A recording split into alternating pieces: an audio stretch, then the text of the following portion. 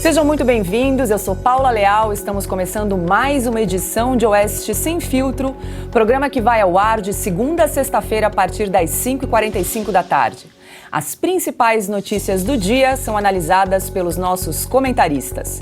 Aqui no estúdio, Augusto Nunes e Silvio Navarro. E Ana Paula Henkel, de Los Angeles. Guilherme Fiuza segue de férias. E como os nossos programas não são mais transmitidos pelo YouTube, você pode acompanhar nossa programação pela plataforma Rumble. Oeste Sem Filtro também é exibido na plataforma vimeo.com/revistaoeste.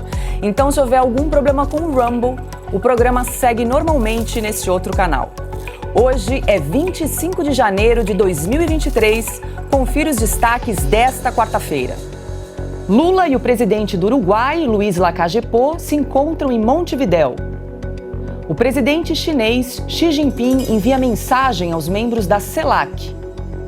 Vamos falar ainda da tragédia ocorrida em Brumadinho em 25 de janeiro de 2019 e da comemoração dos 469 anos de São Paulo, a maior cidade da América Latina. Esses e outros assuntos agora no Oeste Sem Filtro. E antes de começar com as notícias do dia, eu quero convidar você a participar da nossa enquete no site da revistaoeste.com. Lula diz que pretende resgatar Dilma Rousseff, nomeando a ex-presidente para um cargo à altura da companheira. Qual desses cargos Dilma merece? Embaixadora do Brasil nos Estados Unidos, embaixadora do Brasil na Venezuela ou governanta do Palácio do Planalto? Então, pessoal, entra no site da revistaoeste.com e participe. Você também pode responder a nossa enquete pelo Twitter oficial da Revista Oeste. A votação encerra amanhã, quinta-feira, às 19 horas, e nós vamos divulgar o resultado ao final do programa Oeste Sem Filtro. E vamos agora ao primeiro assunto do dia. Hoje, a tragédia de Brumadinho, em Minas Gerais, completa 4 anos. Em 25 de janeiro de 2019, a barragem da mina Córrego do Feijão, que pertencia à Vale, rompeu, deixando 270 pessoas mortas. 3 continuam desaparecidas. Em 2020, o Ministério Público Estadual denunciou 16 pessoas por homicídios dolosos e crimes ambientais. No ano seguinte, o Superior Tribunal de Justiça concluiu que a competência para julgar o caso era da Justiça Federal. Depois de idas e vindas, ontem, a Justiça Federal em Minas Gerais aceitou a denúncia do Ministério Público Federal contra 16 executivos da Vale e de uma empresa de consultoria. Para começar agora a nossa rodada de análise e comentários aqui no programa Oeste Sem Filtro, quero dar as boas-vindas, boa noite a Silvio Navarro, para a gente relembrar essa tragédia que ocorreu em 2019. O desastre despejou 9,7 milhões de metros cúbicos de lama em poucos segundos sobre terminais de cargas, um refeitório e outras estruturas onde estavam os funcionários da Vale. O tsunami de rejeitos de mineração ainda atingiu uma pousada, áreas de vegetação e animais e o leito do rio Paraopeba. E aí, Silvio, boa noite. Boa noite, Paula Leal. Boa noite, aqui é o meu companheiro de estúdio, meu irmão Augusto Nunes. Boa noite para a querida craque Ana Paula Henkel, nossa camisa 10 aqui do Oeste Sem Filtro. Boa noite, sobretudo, a você que nos acompanha nas tardes da Revista Oeste. Veja, Paula, esse tipo de tragédia é daquelas que marcam o país, que marcam vidas para sempre, que mudam vidas, mas que infelizmente se repetem. A gente acompanhou Brumadinho, assim como a gente acompanhou anos antes, né, a tragédia da Boate Kiss no Rio Grande do Sul, na cidade de Santa Maria, como a gente acompanha tragédias todos os anos. Mariana, bem lembrado aqui pelo Augusto Nunes, como a gente acompanha tragédias similares todos os anos no Rio de Janeiro, na própria Minas Gerais, no sul do país, na Bahia, em São Paulo, na região metropolitana, devido a grandes temporais, a grandes chuvas, quedas de barreiras. E sempre que essas tragédias acontecem, busca-se culpados. Poder público, os próprios moradores, muitas vezes, que estão ali, ocupam áreas de forma irresponsável depois de alertas, mas o fato é esse, elas se repetem. E por que elas se repetem? por falta de fiscalização, por falta de respeito às leis. Se você for examinar o que aconteceu em Brumadinho, você vai ver que teve a perfuração vertical ali, né, que foi uma espécie de gatilho para o rompimento da barragem, mas que aquela barragem já estava danificada, já havia alerta, já havia uma série de recomendações para que as pessoas também saíssem ali da região. E 1.400 dias depois nós estamos falando desse caso, porque a justiça no Brasil é muito lenta. Eu acho que há outros aspectos até aqui para a gente falar desse caso, mas para eu não me alongar, eu passo aqui a bola para os nossos companheiros de mesa. Paulo. Ainda nesse assunto, no próximo mês, o acordo de 37,6 bilhões de reais firmados entre o governo de Minas, a Vale e as instituições de justiça para a reparação dos danos causados pelo rompimento da barragem de Brumadinho completa 2 anos. Até o momento, cerca de 23,6 bilhões de reais foram desembolsados pela empresa em valores corrigidos pela inflação, o que equivale a 58% do total. Boa noite, Ana Paula Henkel, uma tragédia que a gente está relembrando aqui, 4º ano, né? E a sensação é de impunidade, né, desses familiares que perderam, dessas pessoas que perderam familiares aí nessa tragédia. Lembrando que os culpados, depois de 4 anos, ainda não foram responsabilizados.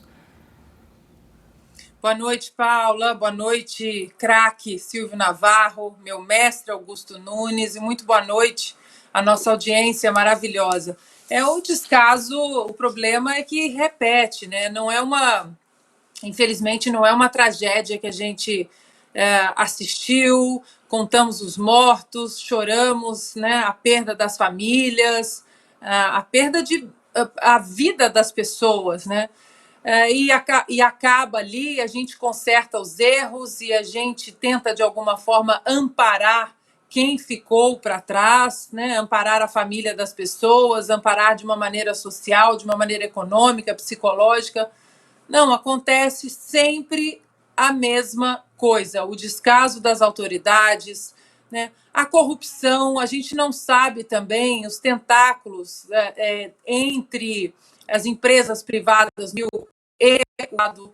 Nós sabemos muito bem que o presidente Rodrigo Pacheco, a empresa de advocacia dele, né, o escritório de advocacia dele, ele defende ali alguns termos, alguns processos em relação ao processo de Mariana, à tragédia de Mariana, e isso está parado, engavetado, exatamente nas mesas dos Supremos, né, dos ministros do Supremo Tribunal Federal.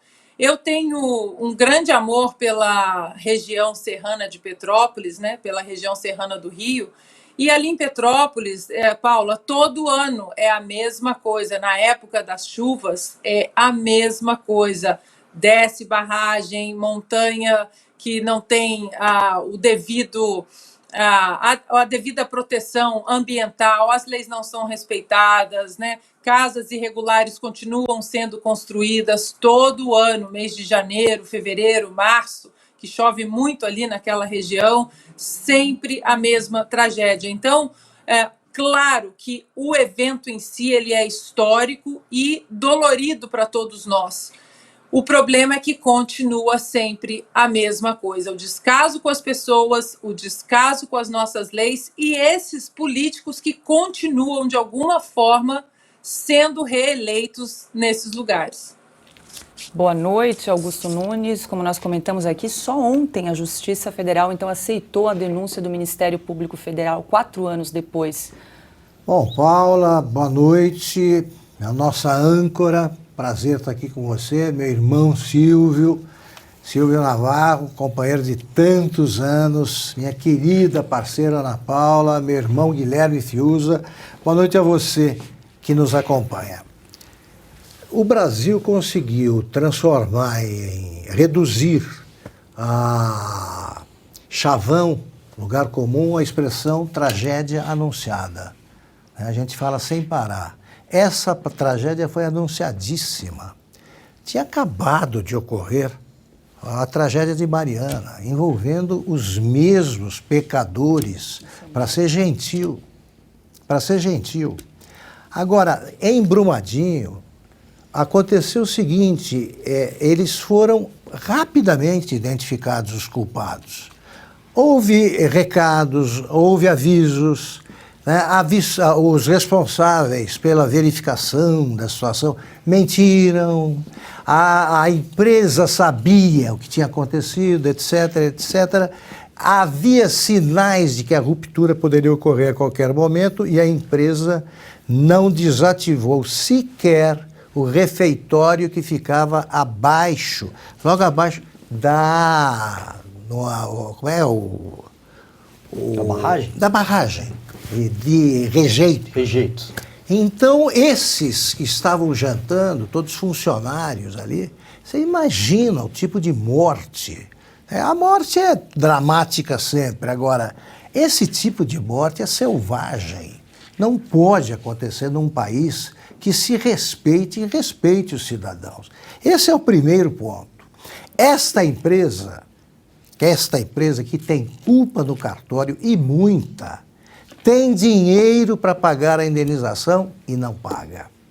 E não paga para vencer pelo cansaço, porque os parentes morrem. Quem o substitui tem que regularizar a papelada. Nós sabemos como é que são as coisas nesse país cartorial, como é o Brasil, essa tradição cartorial maldita que o Brasil tem. Os bombeiros, a gente vê o que há de melhor e de pior no ser humano, né? Sempre. Os bombeiros ainda estão procurando 3 corpos. Há famílias esperando os 3 corpos e não recebem sequer o que foi fixado num acordo há 2 anos. Pagaram uma parte, isso aqui é 37 bilhões e eles pagaram cerca de 23. A Vale tem problema, não tem dinheiro para pagar, mas os diretores recebem a sua fortuna anual regularmente. Ali ninguém mexe. As agências reguladoras continuam trabalhando de forma precária. Há 35 funcionários nessa agência que deveria cuidar das represas, quando no mínimo deveria haver 53. Então há mais locais ameaçados e teremos mais tragédias. E a justiça vai funcionando como funciona normalmente, a menos que entrem interesses em fazer valer a injustiça rapidamente. Se isto aqui fizesse parte do inquérito das fake news, estaria resolvido. As multas são impostas assim, 70 mil por hora e tem que pagar até amanhã. Aí é rápido. Aqui, um tribunal passa meses discutindo para saber se vai julgar aquilo. Pois tem alguma dúvida? Os culpados são as vítimas. Os que morreram são culpados. Eles é que têm que pagar. Alguma dúvida sobre a culpa da empresa? Os advogados sabem disso, como no caso de Mariana. Está aí o escritório do nosso Rodrigo Pacheco. Ele está lá. Vai ganhar um dinheirão, ele espera, porque quer baixar a indenização. E aqui nós estamos esperando há 4 anos e temos de registrar esse fato vergonhoso mais uma vez. Quer complementar, Silvio? Eu queria endossar o que o Augusto acabou de dizer, porque em casos como esses, envolvendo grandes empresas, grandes figuras, o réu escolhe por quem quer ser julgado. Então, essa protelação judicial, ela é proposital, conta com a conivência, muitas vezes, do próprio judiciário, para que justamente as multas demorem muito a ser pagas, as indenizações a serem acertadas e o caso permanece em aberto, de modo que as penas muitas vezes prescrevem. Também é importante lembrar que impunidade é o luto aberto. A impunidade para quem fica, porque as vidas não vão voltar. Quem perdeu pessoas em tragédias como essa vão levar essa marca para sempre. Mas a impunidade é o luto aberto, porque a punição muitas vezes ela ajuda a pacificar a dor. E aí eu queria trazer só um detalhe, Paula, porque a gente fala muito, quando trata de casos como esses, de, por exemplo, bacia de contenção, feitas, construídas, obras posteriores para que a tragédia não se repita no mesmo lugar, porque em outros lugares elas permanecem e continuam acontecendo.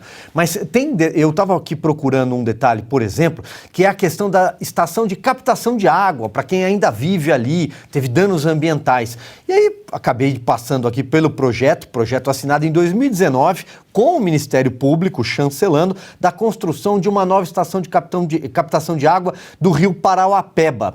A entrega deveria ter acontecido em setembro de 2020. Não aconteceu até hoje, tá? Nada aconteceu. E já tem aditivos sendo assinados, ou seja, dinheiro voando, para que isso comece a acontecer em 2023, a partir do mês que vem. Ora, né? Ora. As imagens são impressionantes que a gente estava mostrando aqui dessa tragédia. Agora, 18h02, a direção do Telegram contestou a decisão de Alexandre de Moraes de bloquear o canal do deputado federal eleito Nicolas Ferreira. Em ofício enviado ao ministro do STF, os advogados do aplicativo afirmaram que muitas determinações da corte são feitas com fundamentação genérica e de forma desproporcional. Os representantes da empresa disseram ainda que o bloqueio integral de perfis pode representar censura, alegando que a punição, abre aspas, impede um espaço de livre comunicação para discursos legítimos, implicando em censura e coibindo o direito dos cidadãos brasileiros à liberdade de expressão, fecha aspas. Ana, a manifestação do aplicativo de mensagens do Telegram está ligada ao inquérito que investiga os atos antidemocráticos. O Telegram informou ao STF que cumpriu a decisão de bloquear outros 3 canais, 2 vinculados ao apresentador Monark e outro da influenciadora digital Paula Marisa. Os advogados do Telegram estão aí exercendo o direito de defesa em relação à conta do deputado eleito Nicolas Ferreira. Mas como será que essa contestação vai ser recebida pelo ministro Alexandre de Moraes? Olha, Paula, eu não sou advogada, eu não sou jurista, mas eu tenho um hábito de ler. Eu leio decisões, eu leio bula de remédio, eu leio livros, eu adoro ler.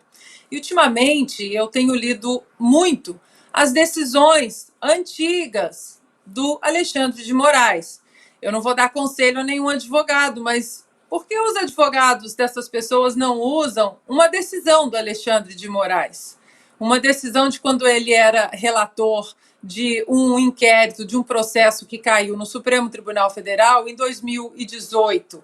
Ele era o relator, exatamente a ADI 4451, que eu já li alguns trechos aqui, e que ele defende de uma forma brilhante, importante, veemente, a liberdade de expressão no país. Então, como aqui nós teremos um disco arranhado, né, agora entrando nesse governo, porque o Brasil tem memória curta, eu vou ler mais uma vez trechos dessa decisão do ministro Alexandre de Moraes, que foi da ADI 4451, julgada em 21 de junho de 2018. A decisão é brilhante, né? E ali todos os outros ministros, eles concordaram com o relator de maneira unânime. E a decisão tem trechos interessantes que falam o seguinte: a democracia não existirá e a livre participação política não florescerá onde a liberdade de expressão for ceifada, pois esta constitui condição essencial ao pluralismo de ideias, que, por sua vez, é um valor estruturante para salutar o funcionamento do sistema democrático. Aí ele coloca, número 2, a livre discussão, a ampla participação política e o princípio democrático estão interligados com a liberdade de expressão, tendo por objeto não somente a proteção de pensamentos e ideias, mas também opiniões, crenças, realizações de juízo de valor e críticas a agentes públicos, no sentido de garantir a real participação dos cidadãos na vida coletiva. Aí tem outros trechos muito interessantes, dizendo que qualquer tentativa de cercear a liberdade de expressão é inconstitucional, mas tem o finalzinho é brilhante. Ele diz o seguinte: O direito fundamental à liberdade de expressão não se direciona somente a proteger as opiniões supostamente verdadeiras, admiráveis ou convencionais, mas também aquelas que são duvidosas, exageradas, condenáveis, satíricas, humorísticas, bem como as não compartilhadas pelas maiorias. Ressalte-se que, mesmo as declarações errôneas, estão sob a guarda desta garantia constitucional. Então, fica aí para tentar convencer Alexandre de Moraes, de 2023, que ele está errado e não respeitando a nossa Constituição. Quem sabe usar o Alexandre de Moraes de 2018, quem sabe isso possa funcionar. Ou então, esse Alexandre de Moraes de hoje tem que colocar o Alexandre de Moraes de 2018 no inquérito aí do fim do mundo, das fake news e os demais. E aí, Augusto, o Telegram cumpriu a decisão de bloquear os perfis do Monark e da influenciadora Paula Marisa, mas em relação ao deputado eleito Nicolas Ferreira, a direção do Telegram tem contestado aí a decisão do ministro Alexandre de Moraes. Paula, o Brasil anda tão estranho que vira notícia o que não poderia acontecer e causa surpresa o comportamento normal. Vou ser mais claro. Não poderia existir esse tipo de censura. É anormal. É anormal. E é tão anormal, o Brasil consegue normalizar a anormalidade até tal ponto que a gente acha, é notícia, um advogado sustentar uma argumentação muito clara, muito consistente e fazendo um contraponto ao que pensa um ministro do Supremo. A gente trata desse assunto como você própria, a tua pergunta é muito didática, assim, como será que o ministro vai reagir? Não sabemos.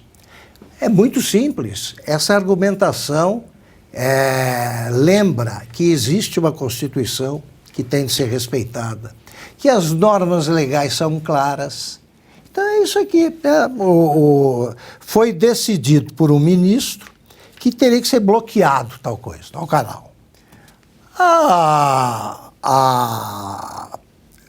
plataforma, o aplicativo, é aplicativo? Aplicativo de mensagens. Pensa diferente. Os advogados vêm e argumentam, não é assim nos países normais? Deixou de ser no Brasil.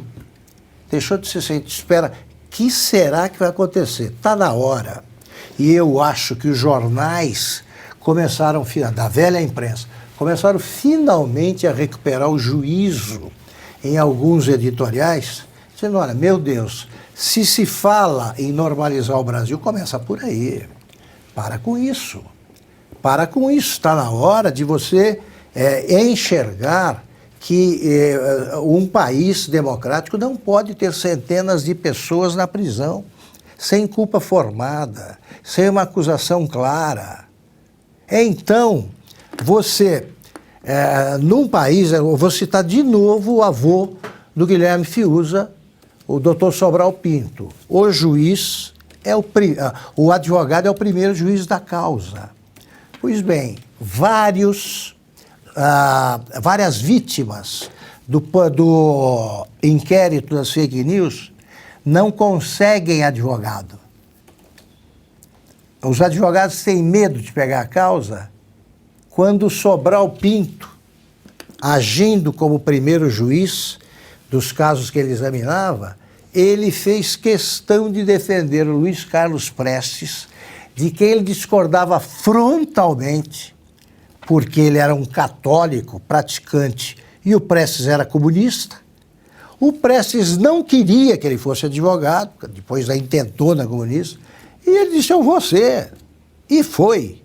E teve de recorrer, defendendo outro preso, à lei de proteção aos animais. Para dizer, olha, já que tudo que eu peço não é concedido a um ser humano, eu prefiro, então, eu recorro à lei de proteção aos animais. Que seja dispensado a ele o tratamento, que a gente dá a um gato, cachorro. Esse é o Sobral Pinto. Os advogados não estão pegando a causa, para usar o jargão deles, e quando pegam tem medo de que vai acontecer. Precisa acabar essa época. Essa época tem de chegar ao fim rapidamente, porque o Brasil, nenhum país pode sobreviver como nação por tanto tempo na anormalidade. E aí, Silvio? Um breve comentário, Paula, porque eu acho que o Augusto foi definitivo nesse aspecto, mas veja, autoritarismo cirúrgico, como foi classificado, né, lá atrás, as decisões do ministro Alexandre de Moraes, ele pode custar caro ao longo da história, porque você muitas vezes mata o paciente pelo excesso do remédio. Não se pode defender a democracia com cerceamento de liberdade, sufocando liberdade. E eu só queria dizer uma coisa, o Augusto citou aqui alguns, inclusive, veículos da velha imprensa que teriam já acordado para determinadas coisas, mas há um aspecto interessante.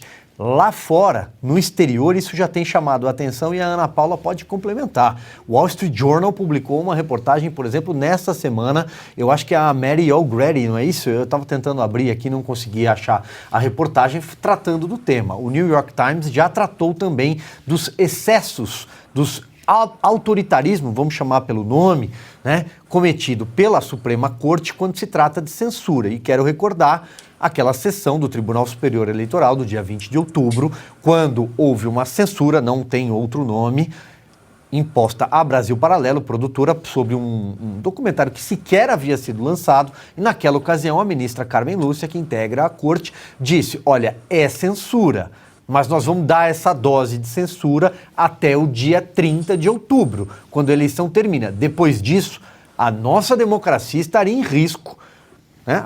Porque se trata de censura. Isso não cabe na nossa Constituição. E o que aconteceu? As coisas continuaram acontecendo e seguem acontecendo. Então, como bem disse o Augusto, talvez seja a hora de pensar que está na hora de parar, né?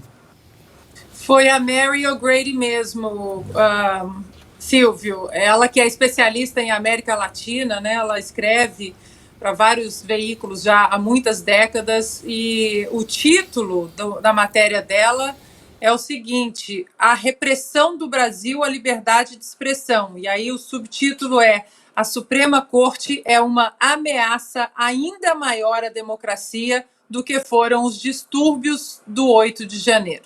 E tem também não só o New York Times, Silvio, como você mencionou, mas o The Epoch Times também já fez, acho que se eu não me engano, 2 editoriais falando do perigo, né, que o desrespeito à Constituição no Brasil, o que isso pode causar à nossa democracia.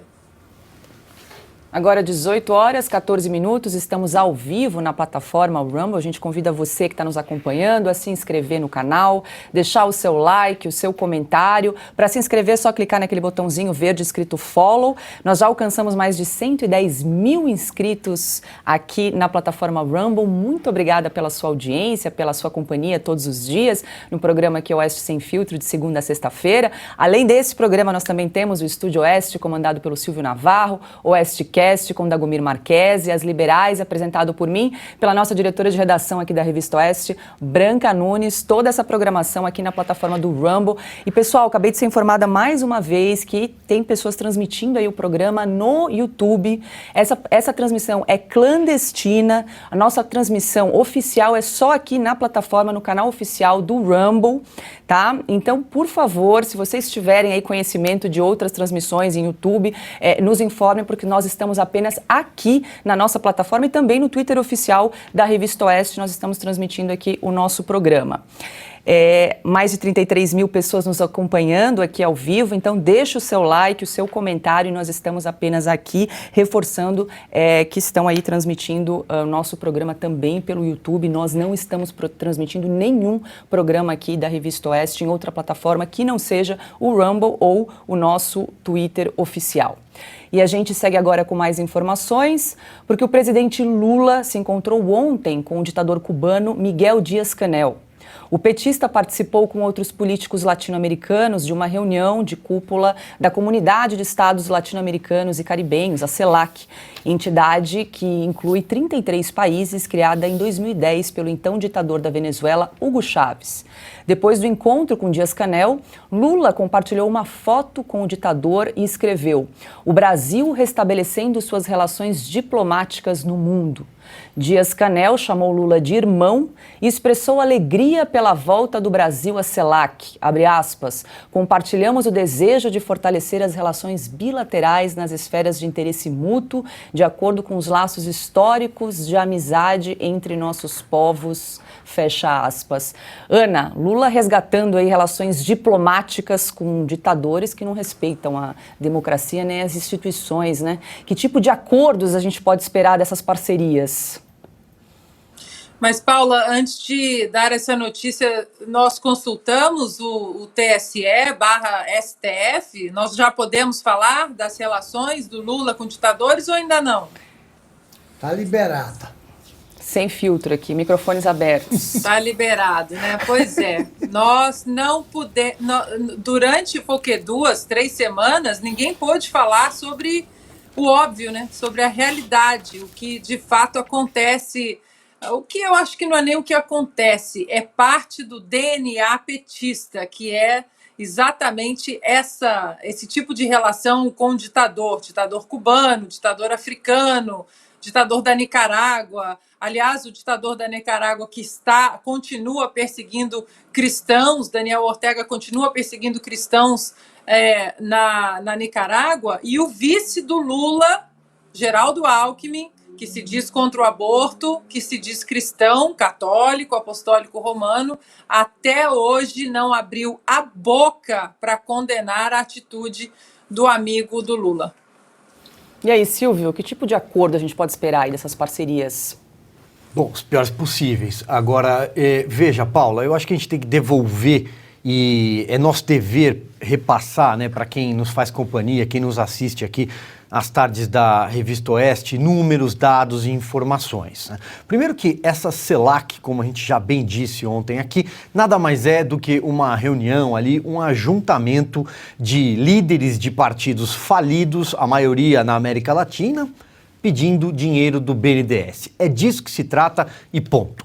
De 1998 até 2019, o BNDES forneceu 11 bilhões de dólares em linhas de crédito e contratos, praticamente todos para países aqui da América do Sul. Foram 15 países, tem alguns casos na África, Angola e Moçambique, mas quase todos por aqui, quase todos esses contratos feitos nos governos. Lula 1, Lula 2 e Dilma Rousseff. No caso de Cuba, Cuba deve 1 bilhão para o Brasil, tá? E esse contrato do tal do Porto de Mariel, todo mundo se lembra, é só procurar no Google imagens da senhora Dilma Rousseff com o Raul Castro ali, sorridentes, cortando a fita do Porto de Cuba, que o Brasil não tem, o Brasil não recebeu dinheiro nas mesmas condições, na mesma taxa de juros de 4%, por exemplo, do BNDES para os portos nossos, tá? Todo mundo encontra essa imagem, a garantia foram charutos. Leio aqui a cláusula. Fluxos internos de recebíveis gerados pela indústria de tabaco. É um documento da Câmara de Comércio Exterior assinado na época. Venezuela, vamos lá. Venezuela se trata de 1,5 bilhão de dólares destinados ao metrô de Caracas. Belo Horizonte não tem esse dinheiro para o seu metrô, como bem lembrou o governador Romeu Zema na eleição durante a campanha do ano passado. Tem também dinheiro para uma usina siderúrgica de Simão Bolívar, assinado ainda por Hugo Chávez. Temos aí o gasoduto, 820 milhões de dólares para a Argentina. Segundo o senhor Fernando Haddad, nós vamos trocar a compra, né, de gás boliviano pelo gás argentino.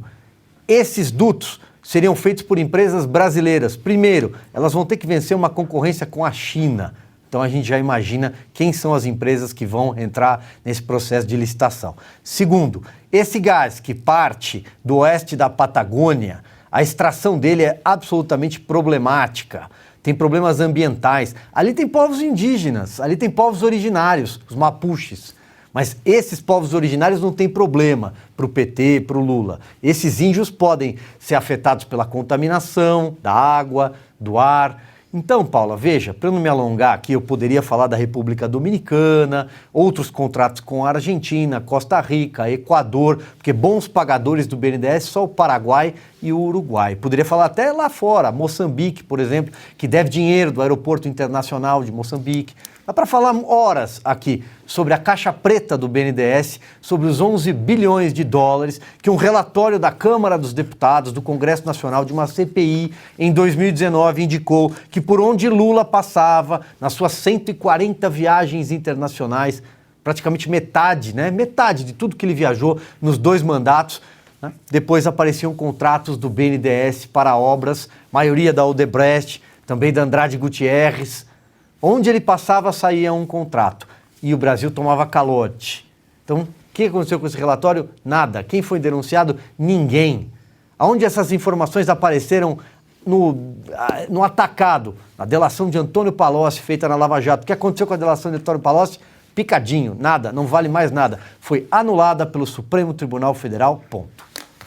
Bem lembrado, Silvio. Nós vamos comentar sobre os empréstimos do BNDES aqui no programa logo mais.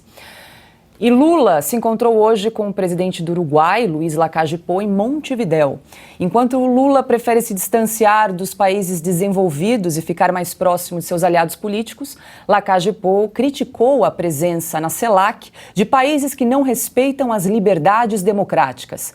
O líder do Uruguai não quer ficar refém do Mercosul e busca acordos bilaterais com outras nações, como a China. Essa postura é criticada pelo Brasil e pela Argentina. Em discurso, Lula voltou a falar da fome no Brasil e criticou os governos anteriores. O Brasil não tinha mais fome quando eu deixei a presidência da República. Brasil já não tinha mais hambre, não padecia hambre quando deixei a presidência. E hoje tem 33 milhões de pessoas passando fome. E hoje temos 33 milhões de pessoas que padecem. Significa que quase tudo que nós fizemos de benefício social no meu país. Isso significa que quase todo o que hicimos em termos beneficiosos sociais para nosso país, em 13 anos de governo, durante 13 anos de governo, foi destruído em 6 anos. Se destruiu em 6 anos. Ou melhor, em 7 anos. 3 7 anos. Do golpista Michel Temer. 3 do golpista Michel Temer. E 4 do governo Bolsonaro. O ex-presidente Michel Temer respondeu a Lula pelo Twitter. Disse o seguinte, abre aspas, o presidente Luiz Inácio Lula da Silva parece insistir em manter os pés no palanque e os olhos no retrovisor, agora tentando reescrever a história por meio de narrativas ideológicas. Recomendo ao presidente Lula que governe olhando para frente, defendendo a verdade, praticando a harmonia e pregando a paz. Esse tweet é do Michel Temer. Hoje, agora, Augusto, às 4h34 da tarde, ele tweetou. Perfeito. Todo mundo é o Temer. Temos de reconhecer que no governo Temer começaram as reformas, começaram a ser esboçadas, algumas avançaram bastante, as reformas que só beneficiaram o Brasil. A reforma da Previdência começou a nascer com o Temer. O presidente Temer, se não tivesse enfrentado problemas políticos criados e estimulados pelos irmãos Joesley, Wesley, esses Esleys, todos, se ele não tivesse surgido aquele problema, o presidente Temer avançaria ainda mais em reformas que o presidente Lula pretende detonar. Ele não gosta de nenhuma mudança, ainda jamais vai olhar para o futuro, porque ele é um prisioneiro de ideias do passado. Do passado. Eles estão parados num país que não existe e olha que o tempo passou. Ele está falando ainda que não havia pobres no governo dele. Então eu não entendo de onde vieram os pobres que eu continuei a ver. Na época eu falava para os caras, vem cá, nas esquinas que eu percorro, nos cruzamentos por onde eu passo, eu estou vendo pobre. Eu sou louco né? Ou eles continuam existindo? Ele fala como se não existissem pobres no Brasil. Eles só surgiram com o presidente Temer e com o presidente Bolsonaro. Agora tem o seguinte, estamos punindo fake news, tá? Alguém está mentindo. O Lula diz que são 33 milhões de pessoas que passam fome no Brasil. Ao mesmo tempo, a Marina Silva diz que são 120. Qual é que está cometendo aí, quem é que está espalhando a mentira que deve ser punida? Alguém, os dois, né? Os dois estão fazendo isso. Eles não têm o menor compromisso com a verdade. Nenhum. Ele nunca acabou com fome nenhuma. Fome zero durou quanto tempo, Silvio? Nada. Nada. Nada. E ele ganhou muito dinheiro fazendo palestras em que ele dizia que ele ensinava a acabar com a fome no mundo. Quer dizer, é o tipo do demagogo, do cínico, que acha que vai conseguir mentir a vida inteira impunemente. Os próprios aliados do Lula que o ajudaram a sair da cadeia e voltar à presidência sabem quem ele é. E a história mostra sempre que os fatos acabam prevalecendo. E esse é o Lula. É o Lula sendo o Lula. Nesta discurseira, aí dessa entidade que eu nem consigo decorar a sigla, qual é? Como é que é, Paulo? Sei lá que é. Pois bem. É difícil. Ele fala em democracia, salvar a democracia, e é elogiado. E as eleições eram desrespeitadas, o resultado das eleições foi desrespeitado pelo Bolsonaro. Falar isso aí com o ditador de Cuba presente, aqueles lá, os cubanos não sabem o que é uma urna desde 1º de janeiro de 1959. 59, eles não fazem eleições desde essa época. Tá? As ruas, cada quadra é vigiada, tá? Pelos espiões do governo, que é uma ditadura. O malandro da Nicarágua inventou um novo modo de campanha eleitoral. Ele prende o adversário. Parece um candidato, ele põe na cadeia. Também estão defendendo a democracia. Aí vai o uruguaio, fala a verdade, ele diz, não, peraí, finge que não ouve. O Uruguai é tão pequeno.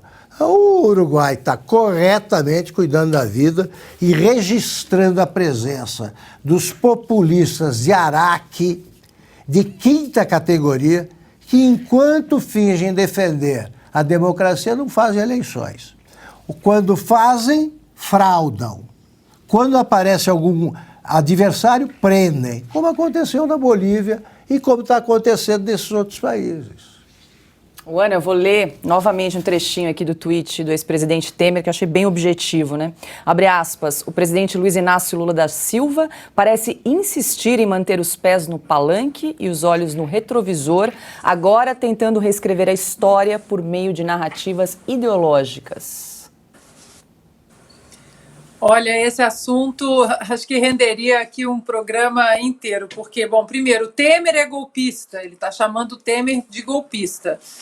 Então, vamos puxar um fio aqui. Se o Temer é golpista, o Geraldo Alckmin também é golpista, o vice do Lula, porque o Geraldo Alckmin apoiou o impeachment da Dilma. Se o Temer é golpista e ele indicou Alexandre de Moraes ao Supremo Tribunal Federal, quer dizer que a indicação do Alexandre de Moraes é uma indicação golpista? É antidemocrática? Não vale? Como é que fica esse questionamento, senhor presidente?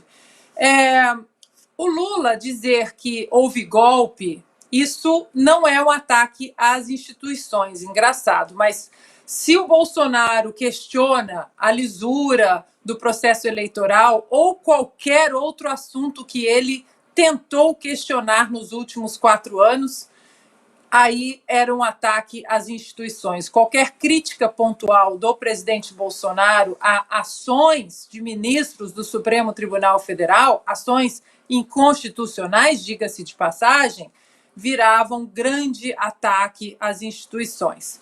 E aí eu pergunto, e se o Temer chegasse agora no Supremo Tribunal Federal e falasse, olha, isso aqui é um ataque às instituições, o Lula, o atual presidente, está dizendo que o STF é ilegítimo. Então, o STF que promoveu um golpe na Dilma, aí ele é ilegítimo, mas para soltar o Lula, aí ele é legítimo. Porque, na verdade, Paula, o que foi golpe foi deixar a Dilma com os direitos políticos que ela não deveria ter continuado com eles, né, de acordo com a nossa Constituição, lá o artigo 52. Então, fica esse questionamento aí agora para o próprio STF, para o ministro Alexandre de Moraes. O ministro Alexandre de Moraes é legítimo, porque se ele foi indicado por um presidente golpista, se é golpista, é um presidente que promoveu um golpe e ascendeu à presidência da República de forma ilegítima. Então, tudo que vem depois é ilegítimo. É isso? Esses questionamentos a gente precisa fazer, né, para a gente entender melhor aí a colocação do presidente Lula. E, para finalizar, Paula, o Lula disse que são 30 milhões de famintos, mas o que aconteceu com os 120 milhões de famintos da ministra do Meio Ambiente dele, Marina Silva, lá no discurso dela? Não eram 120 milhões? Eu vou pedir para a produção para a gente acompanhar um trechinho do discurso do presidente uruguaio Lacalle Pou, hoje em Montevidéu. Y resumo algo que a veces parece contrapuesto o contradictorio. Nosotros pertenecemos al Mercosur y tenemos esa vocación incambiada. Moderno, flexible y abierto al mundo. Bom, também nós vamos criar uma equipe técnica entre o Uruguai e o Brasil, mais outros países que também estejam interessados, para avaliar o que nós queremos e o que nós precisamos no nosso relacionamento com a China. Nós sabemos que o Brasil tem um peso econômico e demográfico muito importante, e eu não tenho problema nenhum em admitir isso aqui frente ao presidente e a todos vocês. E o Uruguai vai avançar nas suas negociações com a China como até agora. O Brasil pode, paralelamente, fazer o seu caminho, e após isso nós vamos compartilhar tudo o que foi negociado, e o Uruguai pode se ajustar ao que o Brasil propor, sendo o Brasil que pode dizer o que conseguiram negociar com a China. E, para resumir, o Mercosul que nós queremos precisa ser um Mercosul moderno, flexível e aberto. E aí, Silvio? O Lacalle Pou vai na contramão aí do Lula, abrindo o mercado, né? Ele quer abrir o Mercosul, palavras dele, né? Um Mercosul aberto ao mundo.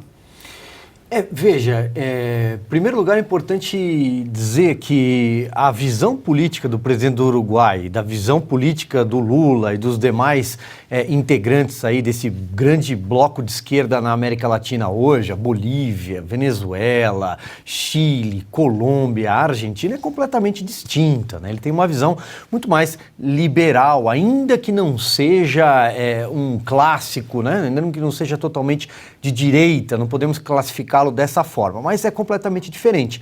E o que ele entende é que ele deve buscar relações bilaterais e não ficar preso dentro de um bloco fadado ao fracasso.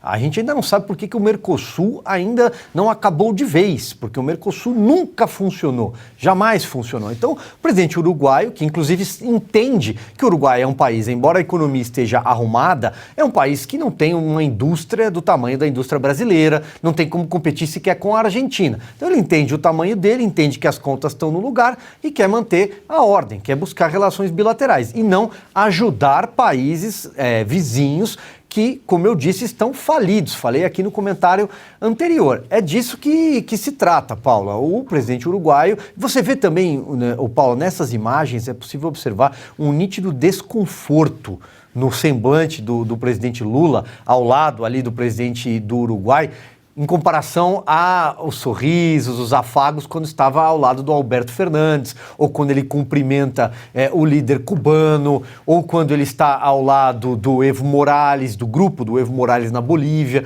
Então é nítida a diferença entre os dois, sobre o que um pensa e o que o outro pensa. Por isso que o Uruguai vai seguindo aí uma trilha positiva de crescimento, e o Brasil também vinha bem, mas o futuro que a gente vislumbra, infelizmente, não é tão promissor. Augusto, vou reproduzir aqui um trechinho da fala do presidente do Uruguai, Luiz Lacalle Pou. Abre aspas, o Uruguai vai avançar nas negociações com a China como tem feito até agora. O Brasil pode, paralelamente, fazer seu caminho. Depois disso, vamos compartilhar tudo o que foi negociado. Para resumir, o Mercosul que queremos precisa ser um Mercosul moderno, flexível e aberto ao mundo. Palavras aí do presidente uruguaio. Perfeito. Eu acho apaixonante esse confronto de imagens, porque o rosto fala, os gestos falam também, e você enxerga com nitidez a diferença. Você tem, lado a lado, um picareta mentindo, até jogando dados ilusórios, inventando problemas, culpando os outros, e você tem a centímetros de distância um homem tranquilo, porque é um governante disposto a fazer o melhor para o seu país.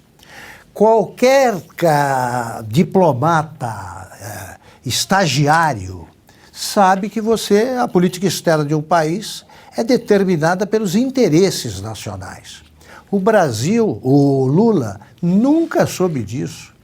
Ele faz da política externa brasileira, que é a política externa da canalice, a que ele adotou nos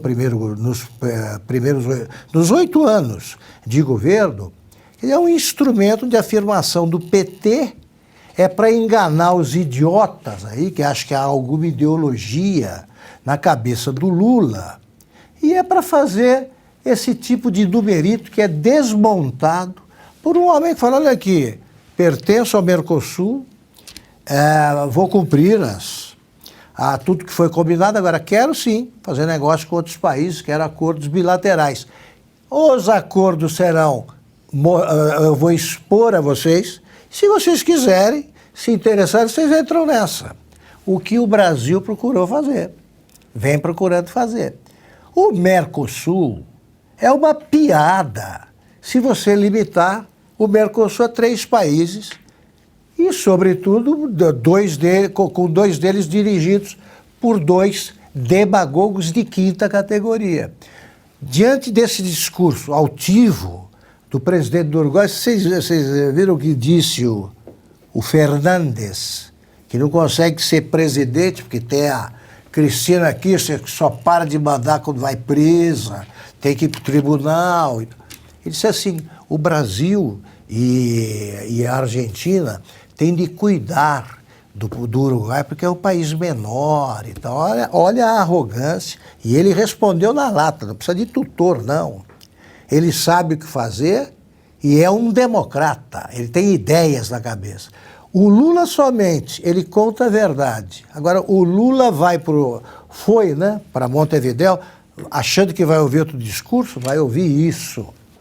É isso que ele teme, ele só se sente à vontade com os seus iguais, que são os estadistas de picadeiro, que se reúnem nessas inutilidades, aí que só serve para que o Brasil use o dinheiro do BNDES para financiar obras que são onde haja as gazuas dos sócios que ele tem, gastando o nosso dinheiro e roubando também o povo de outros países. Isso, simples assim. Estamos ao vivo aqui na plataforma Rumble, mais de 42 mil pessoas nos acompanhando ao vivo. A gente convida você a participar, se inscrever no nosso canal, deixar o seu like, o seu comentário. E quero chamar você também para participar da nossa enquete no site da revistaoeste.com. Lula diz que pretende resgatar Dilma Rousseff, nomeando a ex-presidente para um cargo à altura da companheira. Qual desses cargos Dilma merece? Embaixadora do Brasil nos Estados Unidos, embaixadora do Brasil na Venezuela ou governanta do Palácio do Planalto? Então, pessoal, é só entrar no site revistaoeste.com para participar e você também pode responder a nossa enquete pelo Twitter oficial da Revista Oeste. A votação encerra amanhã, quinta-feira, às 19 horas. A gente vai dar o resultado ao final do programa. Vai ser interessante aí esse resultado. Estou curiosa. Agora, 18 horas e 40 minutos, o ditador... Desculpa, eu não quero interferir, não, no enquete? Resultado da enquete. Mas você já tem palpite? Registrar... Tem palpite, Augusto? Não, devo registrar... Não, tenho, mas isso aí eu guardo segredo. Eu devo registrar que ela está preparada para os 3, porque ela fez passeios bonitos, muito informativos, né, com jornalistas, pelo Palácio da Alvorada, e como sabemos, ela tem o inglês, o Dilmês se adapta perfeitamente ao inglês, né, e a outros idiomas. Então ela está preparada. Está apta para qualquer um dos cargos. Está apta para os 3. Ela vai ser tão boa, tão eficaz nesse caso como ela foi como presidente. Augusto, você que é o nosso grande protetor aí da nossa lindíssima língua portuguesa, se eles criarem mais um ministério para Dilma, ela vai ser chamada de ministra ou ministre? Ministre. Eu, por exemplo, acho que deveria ser criado mais um ministério, é o Ministério das Boas Maneiras, né? E a Dilma seria uma boa ministre nesse campo. Ela é muito refinada, né? Bom, pessoal, então corre lá para participar da nossa enquete. O resultado amanhã, ao término do programa aqui, Oeste Sem Filtro. O ditador chinês Xi Jinping enviou uma mensagem gravada à CELAC. O encontro foi realizado ontem em Buenos Aires, com a presença de vários líderes esquerdistas. Segundo Xi Jinping, um número crescente de países da região estabeleceu ou restabeleceu relações diplomáticas com a China e tem relações comerciais e bilaterais com o gigante asiático. Xi Jinping prometeu trabalhar em parceria na construção da comunidade China, América Latina e Caribe com um futuro compartilhado. Ana, Xi Jinping está aproveitando esse quadro político atual aí para tentar fortalecer uma guerra fria contra os Estados Unidos, aproveitando essa América Latina, essa América do Sul, que está ficando cada vez mais vermelha aqui, né? O problema não é só a América do Sul ficando só vermelha, né? O problema é que Donald Trump saiu da Casa Branca e por mais, né, que aqui podemos fazer as críticas pontuais ao estilo, né, turrão ali do Donald Trump, mas ele, de uma certa forma, ele sempre se colocava como um líder que não deixaria a China avançar sobre o Ocidente, sobre os Estados Unidos, né, e de uma certa forma ficaram todos ali muito, muito calmos, né, nos seus lugares. O Xi Jinping, o próprio Vladimir Putin, tanto que Putin declarou a guerra à Ucrânia imediatamente a entrada do Joe Biden na Casa Branca. Então, eu acho que o contexto geopolítico é perigoso, Paula, não apenas pela América Latina, pelo Foro de São Paulo.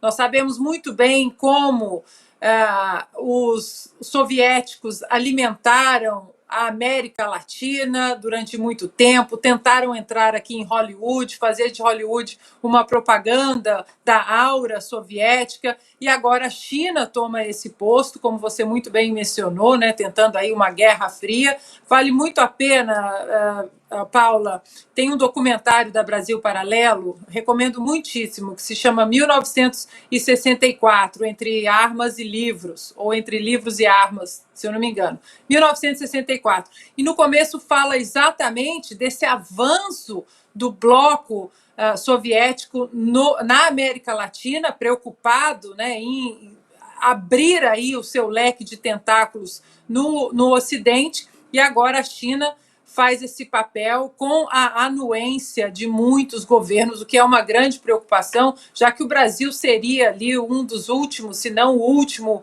pilar bem estabelecido na vontade de ter uma democracia livre, né, uma república sólida, uma democracia livre, respeito às instituições, respeito à Constituição. Então, estamos vivendo um período geopolítico muito perigoso e talvez a eleição para presidente dos Estados Unidos aqui em 2024 será uma das eleições mais importantes da história para o mundo. Agora, 18h45, a gente segue com mais informações aqui no programa Oeste Sem Filtro, porque a ex-presidente do Banco Nacional de Desenvolvimento Econômico e Social, Maria Silvia Bastos Marques, comentou as declarações de Lula sobre o BNDES voltar a financiar obras de países da América do Sul. Para Maria Silvia, abre aspas, o Brasil já pagou preço alto por usar o BNDES para financiar obras em países vizinhos sem os devidos parâmetros e planejamentos, e se quiser retomar a estratégia, ainda que não seja prioridade no momento, vai precisar vai pensar em outras bases, fecha aspas. A ex-presidente do BNDES deu uma entrevista ao Valor Econômico. Antes de citarmos mais algumas declarações da economista, vamos rever 2 falas de Lula em visita à Argentina. De vez em quando, no Brasil, a veces en Brasil, nós somos criticados se nos critica por pura ignorância. por pura ignorancia. Pessoas que acham que não pode haver financiamento de engenharia para outros países. Que personas que creen que no puede haber financiación de ingeniería para otros países. E eu acho não só que pode, No solo creo que sí se puede, como é necessário o Brasil como que es necesario que Brasil ajudar todos os seus parceiros. ayude a todos sus socios. E é isso que nós vamos fazer, Es lo que vamos a hacer dentro das possibilidades dentro de las posibilidades econômicas do nosso país. económicas de nuestro país. O petista também apontou o BNDES como financiador em potencial do gasoduto argentino de Vaca Muerta. E se há interesse dos empresários, Y si hay interés de los se há empresarios, interesse do governo, si hay interés del gobierno, e nós temos um banco de desenvolvimento para isso, y tenemos un banco de desarrollo eu para quero eso, dizer quiero que decir nós vamos criar as condições que vamos a para crear fazer o las financiamento condiciones para que a hacer gente la puder fazer financiación para ajudar para no gasoduto ayudar al argentino. gasoduto. Maria Silvia Bastos foi presidente do BNDES de 2016 a 2017. Ela disse que quando já não estava mais no cargo, o Fundo de Garantia de Exportação estava sem recursos e precisou de aporte da União para cobrir calotes tomados pela Venezuela e Cuba junto a bancos brasileiros. Resultado, o BNDES foi ressarcido em parte com dinheiro do pagador de impostos por fazer o empréstimo sem garantia. Silvio pergunta, Lula vai cobrar o nosso dinheiro de volta, né, antes de fazer novos empréstimos a esses países? É claro que não. Agora veja, Paula, você trouxe aqui a sigla FGE, que é esse Fundo Garantidor à Exportação, que é a palavrinha mágica, porque esse fundo corresponde ao Tesouro Nacional, ou seja, de quem é o dinheiro? Dinheiro é seu, telespectador, nosso. Nós somos nós, pagadores de impostos, que no final das contas estamos financiando essas linhas de crédito, esses empréstimos, essas obras em países vizinhos. Cuba, Venezuela, como eu lembrei agora há pouco no comentário anterior, em Moçambique, mas para a gente ficar aqui na América Latina, não pagaram, deram calote. O de Cuba é o maior deles, 1 bilhão. Depois vem o da Venezuela, Porto de Mariel em Cuba, metrô de Caracas, eles não pagaram, então esse fundo foi lá e cobriu, e ainda tem outras parcelas para chegar. Numa metáfora simples, seria mais ou menos como o boleto ainda tem algumas folhinhas para pagar. Então, quem está pagando essa conta somos nós. Por que a ex-presidente do BNDES deu essa entrevista, falou isso nessa entrevista ao jornal Valor Econômico? Porque os juros praticados são os menores do mercado, muito abaixo. Não há outra margem de comparação, juros de 4%. Por exemplo, não há garantias e nem exigência de prazo. Então, ou seja, é o melhor dos mundos. Por isso, eles estão todos lá na tal da CELAC, essa quermesse de cucarachos, como disse o Augusto Nunes no comentário de ontem. Eles estão na fila para pegar o cheque. Na fila, BNDES, me dê dinheiro. Vamos voltar 20 anos na história, quando começou o primeiro governo Lula, em janeiro de 2003. Vamos voltar 20 anos e restabelecer aquela parceria bacana, de pai para filho, né? Quando o filho vai, pede o dinheiro para o pai, não devolve o dinheiro emprestado, o pai fala, tudo bem, não tem problema, meu filho, pode ficar por isso mesmo. É esse o modelo que esses países querem e que o Lula acabou de dizer que vai sim cumprir a sua primeira ameaça de campanha. Vai abrir o cofre do BNDES para os amigos, os companheiros de esquerda aqui nessa América Latina vermelha. Silvio, como você bem lembrou no comentário anterior, a gente preparou uma arte para mostrar os números aí do calote do BNDES. No período de 1998 a 2017, foram desembolsados 10 bilhões e meio de dólares para empreendimentos em 15 países. Desse total, 89% foram em favor de apenas 6 países: Angola, Argentina, Venezuela, República Dominicana, Equador e Cuba. Tá aí na arte. Os 3 países com as maiores dívidas em atraso são Venezuela, que deve mais de 680 milhões de dólares, Cuba, com 226 milhões de dólares, e Moçambique, que deve 122 milhões de dólares. E aí, Augusto? Olha, Esse dinheiro nunca mais voltou, né? Isso aí não é uma entidade, é o Clube dos Cafajestes. Só um ponto, esses são números ainda a vencer, tá? Porque o calote de 1 bilhão de Cuba já foi dado, assim como foi dado o calote da Venezuela. Isso é o que ainda tem para pagar. O que está havendo neste momento do governo Lula, previsivelmente, é uma reunião festiva aí do Clube dos Cafajestes caloteiros, né? É a única coisa que se acrescenta ao Clube dos Cafajestes, como a gente os conhece, é o calote, que virá de novo. Já, aliás, está sendo aplicado no momento e voltará a ser conforme apareçam mais empréstimos. É isso. E aí, Ana, quer comentar aí esses números? Eu pedi até para a gente colocar novamente na tela essa primeira arte. Eu estou só anotando aqui as expressões do nosso querido Augusto Nunes. Clube, depois do fiscal de nuvem, vem o Clube dos Cafajestes Caloteiros e a quermesse de cucarachos. Realmente o Augusto voltou afiadíssimo. Ontem eu estava no Twitter e a gente até colocou aqui alguns tweets daquela conta do Oi Luiz, né, um querido amigo nosso. E ontem ele tuitou o seguinte: não sei qual o sonho de vocês, mas o meu sempre foi pagar um gasoduto para a Argentina. Aí eu fui e escrevi, né? O meu sempre foi uma moeda única com todo o Foro de São Paulo. Aí você desce ali, né, nas respostas. Olha, o pessoal está preocupado, né? Muita gente falando, o meu sonho foi ver a picanha voltando ao prato de 220 milhões de brasileiros. Mais outros comentários aqui. O meu sempre foi ver o dinheiro negado para a educação e doado para países vizinhos. O meu foi dar 5 milhões para artistas ricos do Leblon. O meu sempre foi que os governos fiscalizassem o que eu penso, lendo as minhas mensagens nas redes sociais e me censurassem. Enfim, o pessoal ali já sentiu o tom desse governo, mas o melhor comentário ali foi: o meu sonho é acordar desse pesadelo. Agora 18 horas e 53 minutos e é hora de entrevista no Oeste Sem Filtro.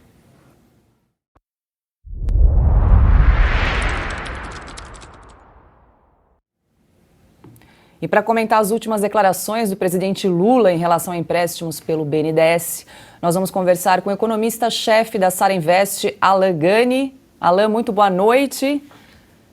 Você me ouve bem? Boa noite, Paulo.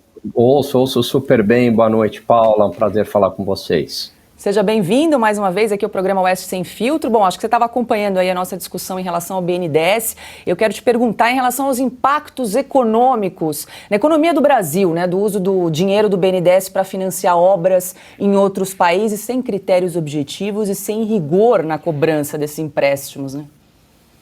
Perfeito, Paula. O dinheiro, primeiro vamos entender de onde que vem esse dinheiro do BNDES, né? O BNDES, ele capta recursos ali do Tesouro Nacional. O Tesouro repassa para o BNDES. Quem que é o Tesouro Nacional? O Tesouro Nacional somos nós, pagadores de impostos ou que emprestamos dinheiro para o Tesouro. Significa que o Tesouro repassa esse dinheiro para o BNDES, como o Silvio bem falou, empresta lá 4%, 5% ao ano, só que o Tesouro capta da sociedade hoje 13, 14%, dependendo aí do título. Então, peraí, como é que ele está pagando, né? Ele está devendo para a sociedade brasileira 13, 14 e está emprestando a 5. Alguém está fechando essa conta. Quem que fecha essa conta? Nós, a sociedade, através de uma conta chamada equalização fiscal. Então, esse empréstimo a taxas de juros muito baixas, subsidiadas, paga com o nosso dinheiro por meio de impostos. E fica numa conta ali difícil de achar no Tesouro, mas afeta as contas públicas. E isso é muito ruim, porque a gente está numa situação fiscal que não é das melhores. Avançamos muito pelo estrago que foi feito, né, no governo Dilma, né, e que começou no segundo mandato do governo Lula. Demorou muito tempo para colocar as contas fiscais em ordem. E a gente estava numa trajetória descendente. E, de repente, a gente vai dar um cavalo de pau com essas medidas que estão sendo anunciadas. Em grande parte, a deterioração fiscal ocorrida no governo Dilma, que levou à crise econômica brutal aqui na economia brasileira, se deve por estes empréstimos subsidiados do BNDES, tanto para empresas brasileiras, as ditas campeãs nacionais, e que foram uma tragédia, como para Cuba, Venezuela, Argentina. Então o problema fiscal está ligado ao BNDES, né? Isso quem até... Eu conversei uma vez com o ex-secretário do Tesouro, Mansueto, e ele me falou isso abertamente numa entrevista. Quem pergunta agora é Ana Paula Henkel. Boa noite, Alan. Prazer tê-lo mais uma vez aqui com a gente. Bom, Alan, já são 24 dias, né, de governo, mas o trem está meio sem freio, né? Cada dia é uma emoção, seja nos discursos do presidente Lula ou em pacotes econômicos. Ele, por exemplo, dizendo, né, sobre a não autonomia do Banco Central, causando aí, né, um temor no mercado.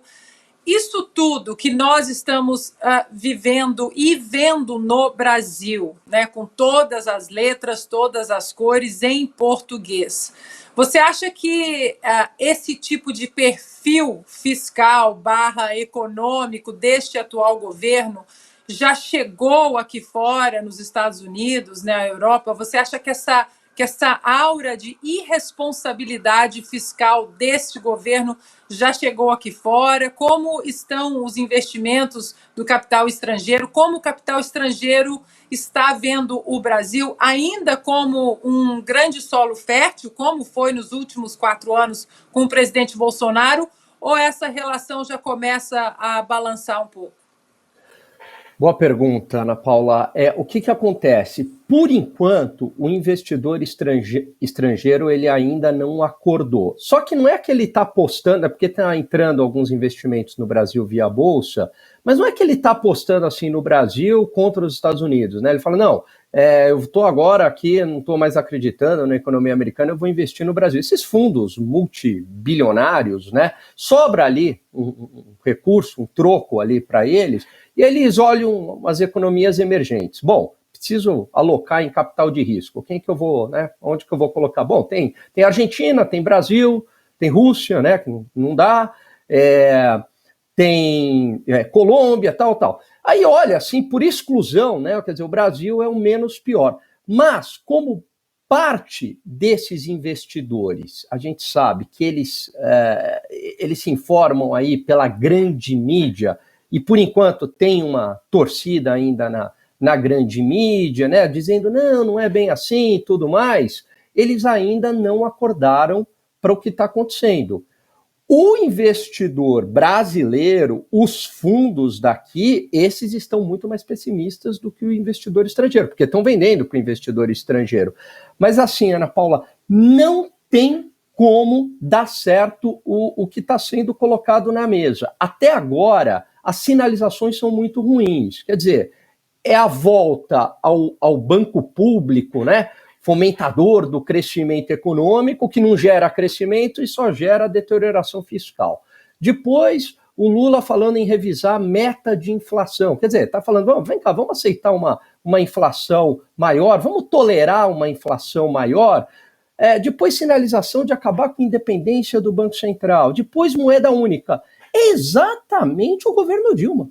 Exatamente o governo Dilma 1 está aí. Aliás, não é nenhuma surpresa para a gente aqui, porque eles falaram isso na campanha, né? Queria ser assim. O que surpreende é que muita gente aí acreditou, né, nessa história do Lula ao centro pragmático, e ele está mostrando exatamente a que veio. Então, assim, Ana Paula, é questão de tempo, para mim, na minha opinião, para o investidor internacional, Europa, Estados Unidos, o pessoal começar a tirar dinheiro do Brasil. Porque aqui é meio esse capital de... Eu vou usar uma expressão meio chula aqui que o pessoal brinca. É capital de motel. Vem, toma um banho e vai embora, entendeu?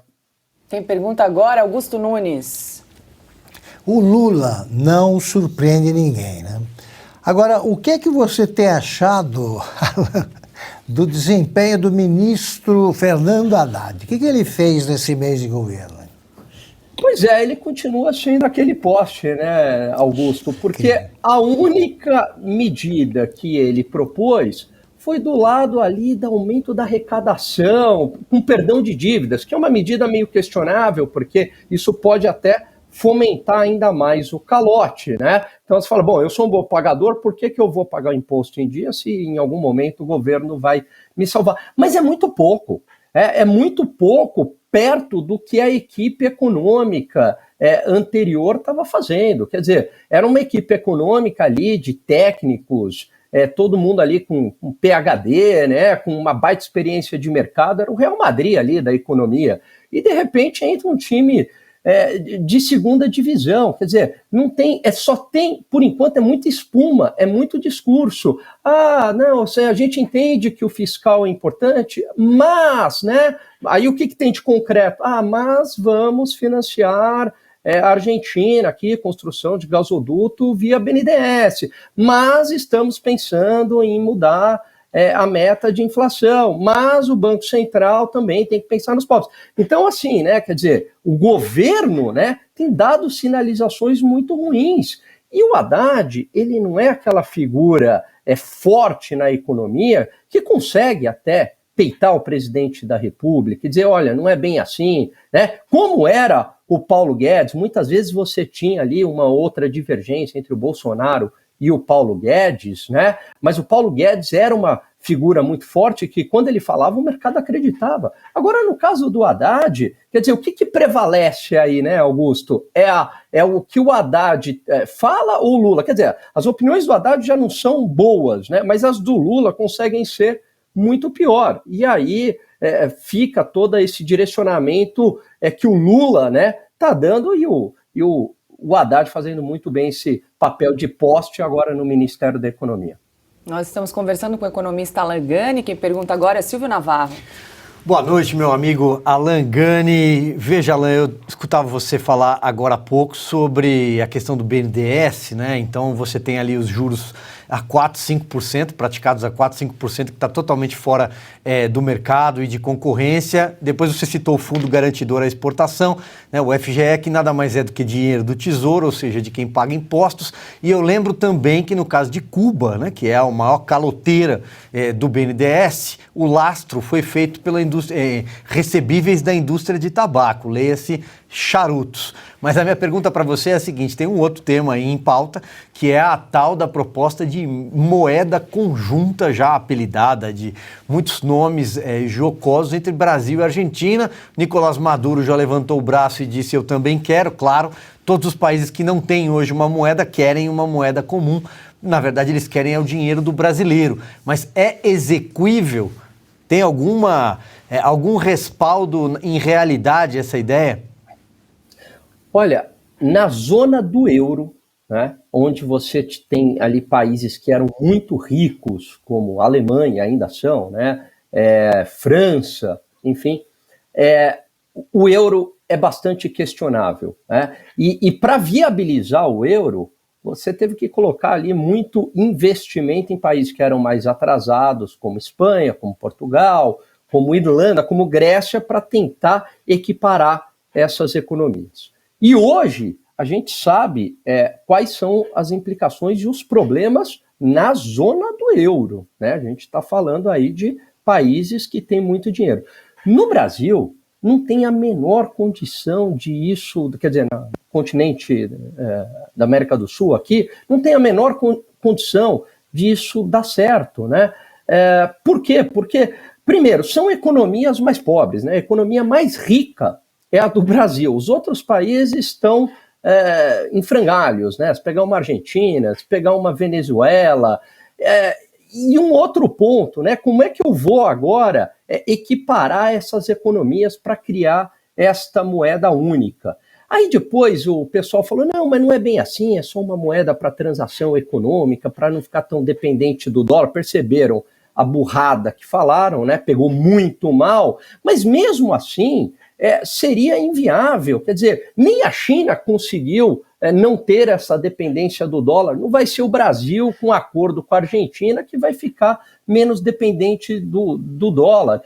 O que é necessário fazer? Fazer o básico. Quer dizer, não gastar mais do que se arrecada, ter responsabilidade fiscal, controlar a inflação, dar autonomia para o Banco Central, não pensar em controle de preços, abrir o comércio, dar liberdade para empreender para as pessoas, desburocratizar, não usar o BNDES nem para financiamento dentro do país nem para fora, é fazer o básico, ambos os países. Se você fizer o básico, avança. Como avançou nos últimos anos, que eu digo desde quando a Dilma saiu, é um processo que o Brasil avançou economicamente. Por quê? Porque começou a fazer a lição de casa, a fazer o básico.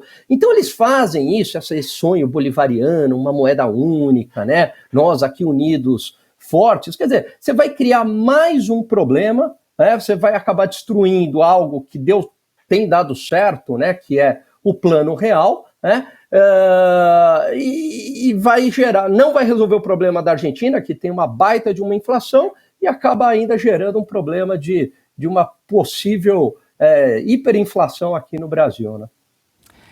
Nós conversamos com o economista Alan Gani. Alan, muito obrigada mais uma vez pela sua participação aqui no programa, sempre muito claro, muito objetivo, e até uma próxima. Eu que agradeço aí, é um grande prazer falar com vocês, meus amigos. Agora, 19h06, estamos ao vivo na plataforma Rumble.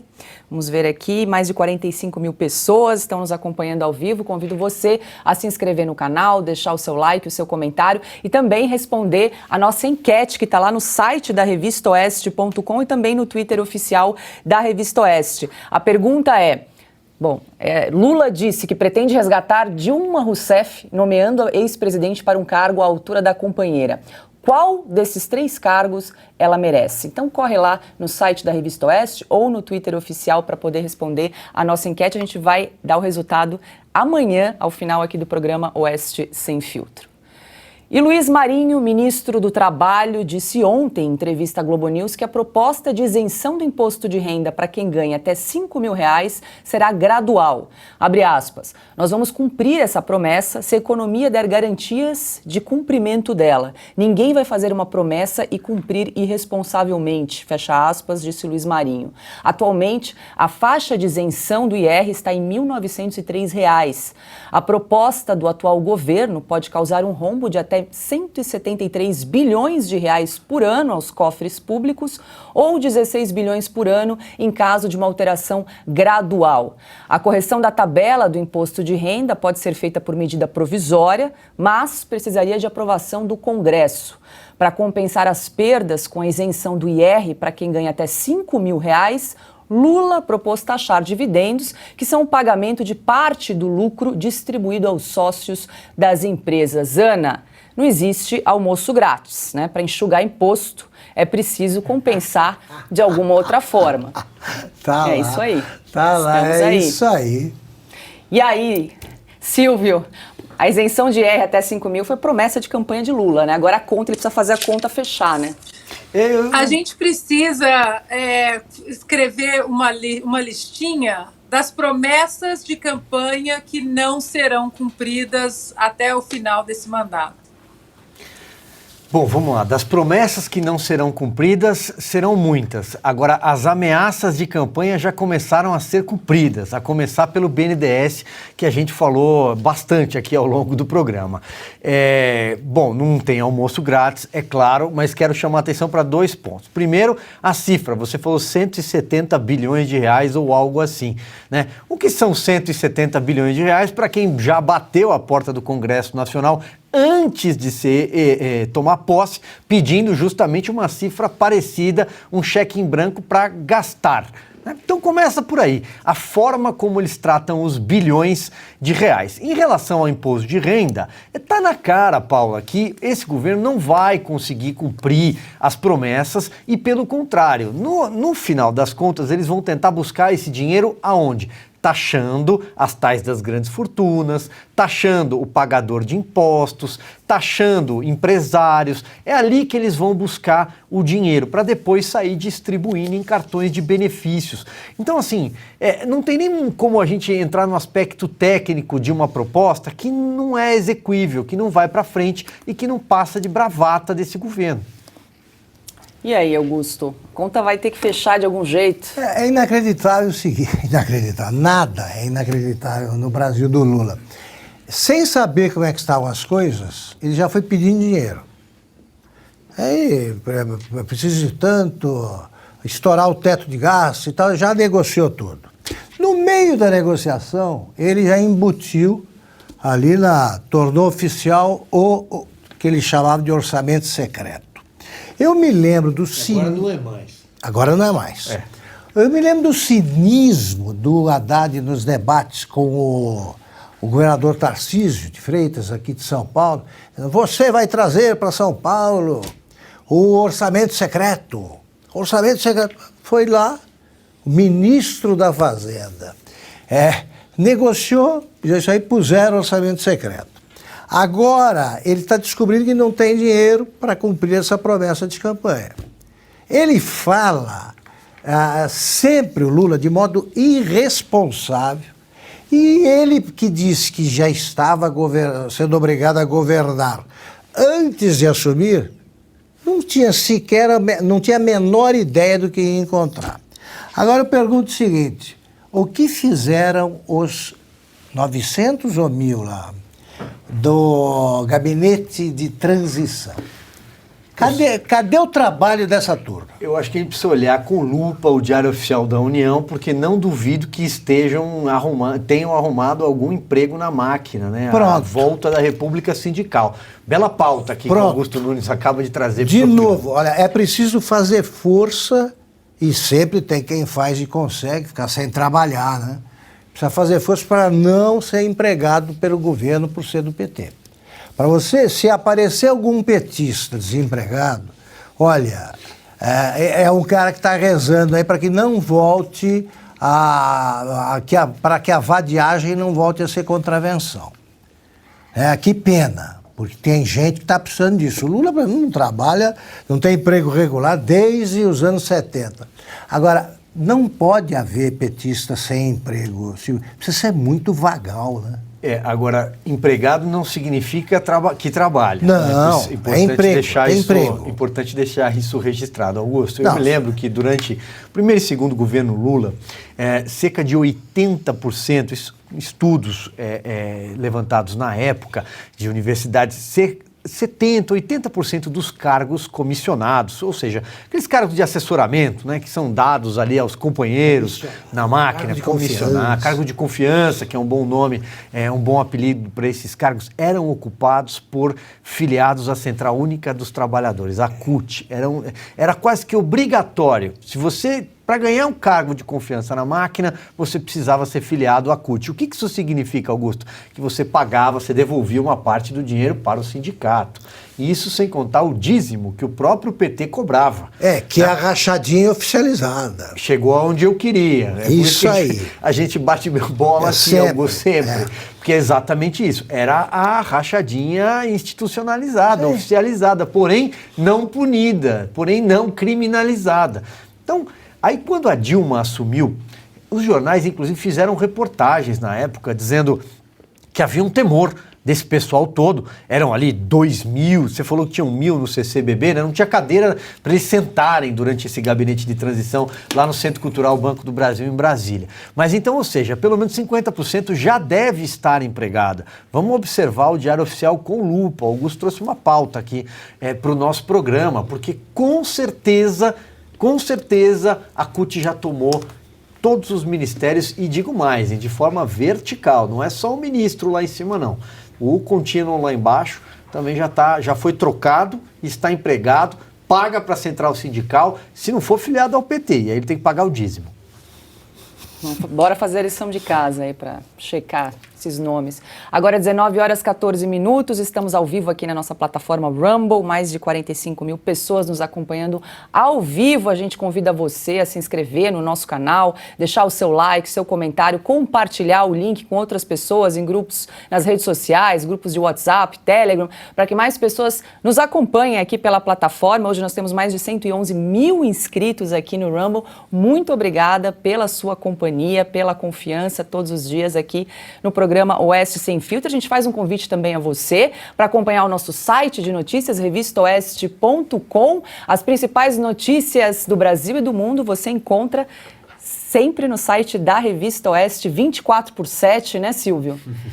E lembrando também que nós temos a nossa revista digital também no site. Você que está acompanhando o programa Oeste Sem Filtro, gosta do nosso conteúdo, mas ainda não é assinante, é só entrar no site revistaoeste.com/cine ou apontar a câmera do seu celular para esse QR Code que está aparecendo aí na tela, e com assinatura você tem acesso, então, exclusivo aos textos de grandes jornalistas brasileiros como J.R. Guzzo, Augusto Nunes, Ana Paula Henkel, Evaristo de Miranda, Bruno Meyer, Dagomir Marques, Silvio Navarro, Christian Costa, muita gente boa está lá na Revista Oeste para você acompanhar semanalmente o nosso conteúdo. Toda sexta-feira vai ao ar uma edição exclusiva, então a gente convida você que está acompanhando aqui o programa Oeste Sem Filtro a assinar também a nossa revista digital semanal. Lembrando que nós não aceitamos financiamento público, não aceitamos publicidade de empresas estatais, por isso a sua assinatura financia aqui o nosso projeto, financia o programa Oeste Sem Filtro e todo o nosso time de jornalistas independentes. Agora, 19 horas. Diga lá, Ana. Só dar um recadinho, continuamos com 2 transmissões piratas no YouTube, e isso é golpe, né? Já que usam tanto a palavra golpe, isso é golpe, são transmissões piratas. E para quem está nos assistindo no YouTube neste exato momento, o nosso canal oficial é na plataforma Rumble, RUMBLE, e essas transmissões piratas no YouTube prejudicam a revista, prejudicam o nosso trabalho sério, já que por restrições impostas à revista pelo YouTube, nós saímos da plataforma YouTube. Então, essas transmissões piratas no YouTube prejudicam o nosso trabalho. Eu peço a todos que saiam do YouTube, desses canais piratas, e entrem na plataforma, no nosso canal oficial, na plataforma Rumble, por favor. Perfeito, Ana, muito bem lembrado. Nós só estamos aqui na plataforma Rumble e também transmitimos o programa pelo Twitter oficial da Revista Oeste. Bom, e hoje São Paulo completa 469 anos. Com mais de 12 milhões de habitantes, é a maior cidade da América Latina. Em São Paulo está o principal centro financeiro da América do Sul. A metrópole tem o 23º maior PIB do mundo e é o município brasileiro mais influente no cenário global. Então hoje, aniversário de São Paulo, feriado aqui na cidade, né? Pra gente não. Para nós estamos aqui. Quem é paulistano aqui? Acho que só o Silvio, né? Sou paulistano. Você é paulistano de que bairro? Da Zona Leste de São Paulo. É uma raridade. Eu morei em vários lugares, mas sou paulistano. É uma raridade. São Paulo, eu escrevi uma capa da Veja, da Veja, há mais ou menos 5, 6 anos. Eu fiquei impressionadíssimo, porque eu procurei seguir o modelo do Gay Talese com Nova York e ver o que a cidade tinha, né? Uma das coisas que me chamaram a atenção, né? A gente já sabia que São Paulo era a segunda cidade brasileira, a segunda cidade de cada estado, né? Sem contar a capital. Por exemplo, há mais pernambucanos, só há mais pernambucanos no Recife do que em São Paulo. É a maior colônia. Baianos eram 900 mil baianos. Portanto, só em Salvador você encontra mais. Todos os estados apareciam da mesma forma. Então, São Paulo é um mosaico, né, do Brasil. Eu poderia ter nascido em Minas, minha cidade é perto, né? Paula veio de fora. E aí é o seguinte, sabe que São Paulo tem muito mais nacionalidade, é representada. As nacionalidades representadas em São Paulo superam a ONU, porque tem gente com passaporte soviético, por exemplo. Aí eu descobri a coisa assim, Taiwan, tinha 2 representantes de Taiwan. Então, um já era metade da colônia, e tinha do mundo inteiro. E aí se reflete no quê? A cultura, comida, você tem todo tipo de comida do mundo você encontra em São Paulo, todo tipo. Que é o que sabe disso o nosso André Matarazzo, que a gente quer entrevistar. A gente diz, restaurante romeno, tal lugar. Tal. Uma cidade assim não merecia ser tão maltratada pela prefeitura. Né? Não merecia. São Paulo é uma cidade que era amada, é amada pela população, ouso dizer, mais do que o Rio. Agora, o carioca se queixa do Rio. São Paulo quer ver São Paulo melhor. E o prefeito aqui é um desastre. Quando eu ficava entre o Rio e São Paulo, no começo, os caras falavam, o que você vai fazer em São Paulo, os cariocas?